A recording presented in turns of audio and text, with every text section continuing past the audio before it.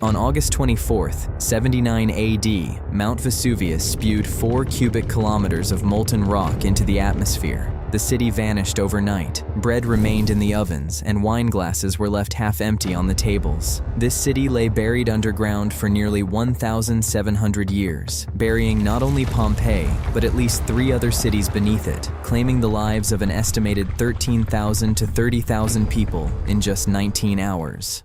Before the catastrophe, in 79 AD, Pompeii was a thriving Roman city with a population of about 11,000 to 12,000 people, located just 10 kilometers from Vesuvius, which was then considered an ordinary mountain covered with vineyards and forests, because its last eruption had occurred so long ago, about 1,800 years ago, that even Greek and Roman sources contain no mention of the volcano's activity, and the locals had no idea they were literally living on a powder keg. The city was an important trading center. Goods from all over the Mediterranean passed through its port. It was home to luxurious villas of the Roman nobility, public baths, an amphitheater seating 20,000 spectators, temples, a luparium, a brothel with preserved erotic frescoes, and even its own water supply system with lead pipes. But nature had been sending warning signs. On February 5th, 62 CE, a powerful earthquake measuring about 5 to 6 on the Richter scale damaged the city, destroying many buildings, including the Temple of Jupiter in the Forum. And when the eruption occurred 17 years later, the people of Pompeii had fully recovered from that blow. Many houses were still under construction, and some wealthy families had already left the city for good.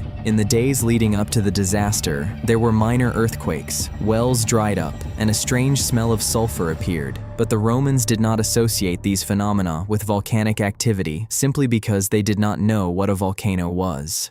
The beginning of the eruption.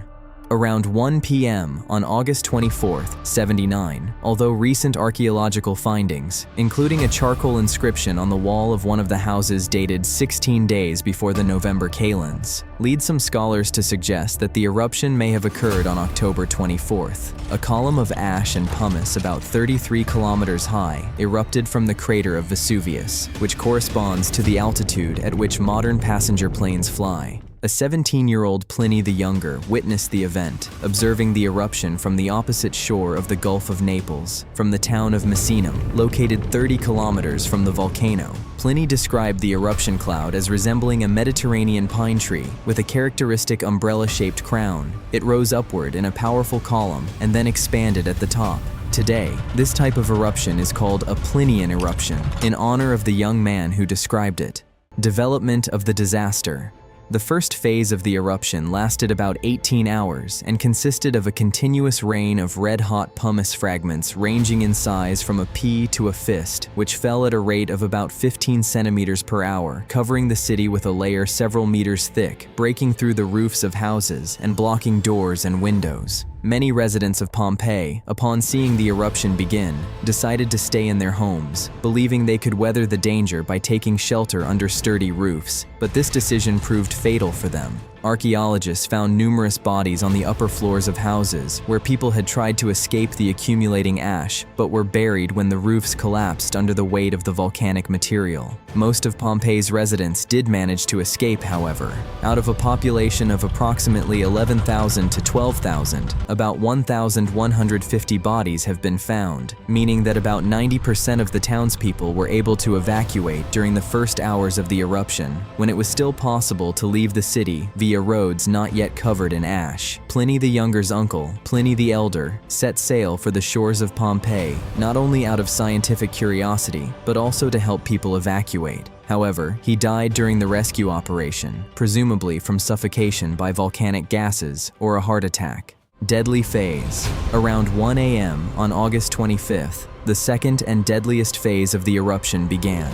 The 33-kilometer high eruption column could no longer support its own weight and collapsed, generating a series of 6 pyroclastic flows, scorching avalanches of gas, ash, and rock debris, moving at speeds of 100 to 300 kilometers per hour at temperatures of 300 to 400 degrees Celsius, from which there is no escape and which kill instantly. The first flow did not reach Pompeii, but the fourth, which occurred around 7:30 a.m. on August 25th, completely engulfed the city, instantly killing all the surviving residents. Herculaneum, which was largely spared from the ashfall due to the wind direction, was destroyed by pyroclastic flows. The first reached the city around 1:30 a.m., when many residents, believing the worst was over, had gathered in the boat sheds along the shore in hopes of being evacuated by sea, and there they were overtaken by a searing cloud that killed them so quickly that the people did not even have time to assume a protective posture.